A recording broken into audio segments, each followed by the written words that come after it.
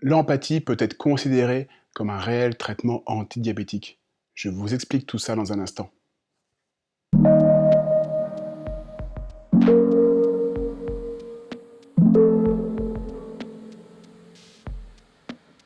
Bonjour, bienvenue sur la chaîne La Santé Simplement.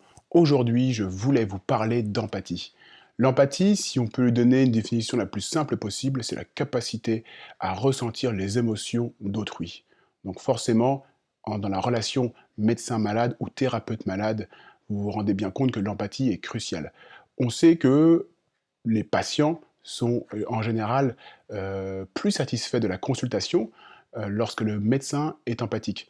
On sait aussi qu'ils adhèrent plus facilement au traitement et aux conseils que le médecin ou que la thérapeute propose. Dans l'étude que je vous présente aujourd'hui, dont le titre apparaît ci-dessous, les scientifiques ont cherché à savoir s'il y avait un lien entre l'équilibre du diabète du patient, du malade, et le niveau d'empathie du médecin.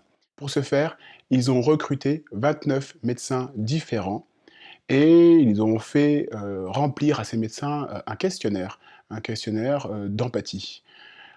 Ils ont donc répertorié 3 types d'empathie, un niveau haut d'empathie, un niveau moyen d'empathie et un niveau bas d'empathie.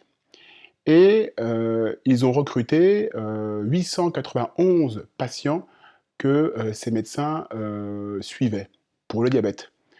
Et à ces patients, ils ont suivi plusieurs mois et ils ont fait des tests sanguins pour connaître l'équilibre de leur diabète, notamment avec l'hémoglobine glyquée, qui est un test qui permet de savoir si le diabète est équilibré. Et ce qu'ils se sont rendus compte, c'est que les médecins qui avaient un niveau d'empathie élevé, selon le questionnaire auquel ils avaient répondu, ils se sont rendus compte que les patients avaient en moyenne un meilleur équilibre glycémique. En tout cas, les patients diabétiques avaient une meilleure hémoglobine glyquée. 56% des patients suivis par les médecins à un niveau d'empathie élevé avaient un taux d'hémoglobine glyquée normal inférieur à 7%, contre 40% de ces patients, lorsque ces patients étaient suivis par des médecins à niveau d'empathie faible. Donc c'est une des premières études qui a pu évaluer le niveau d'empathie dans ce cadre-là bien précis de la prise en charge du diabète.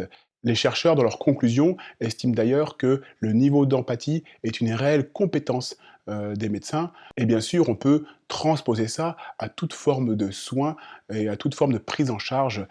En tout cas, sachez que selon les patients, l'empathie est une des plus importantes qualités que le médecin peut avoir. Donc voilà, je m'adresse à tous les médecins et à tous les thérapeutes qui suivent des patients. Soyez empathiques et vous pourrez mieux prendre en charge les patients. Voilà, je m'arrête là aujourd'hui. Je vous souhaite une belle semaine et je vous dis à très vite pour de nouveaux contenus. Au revoir.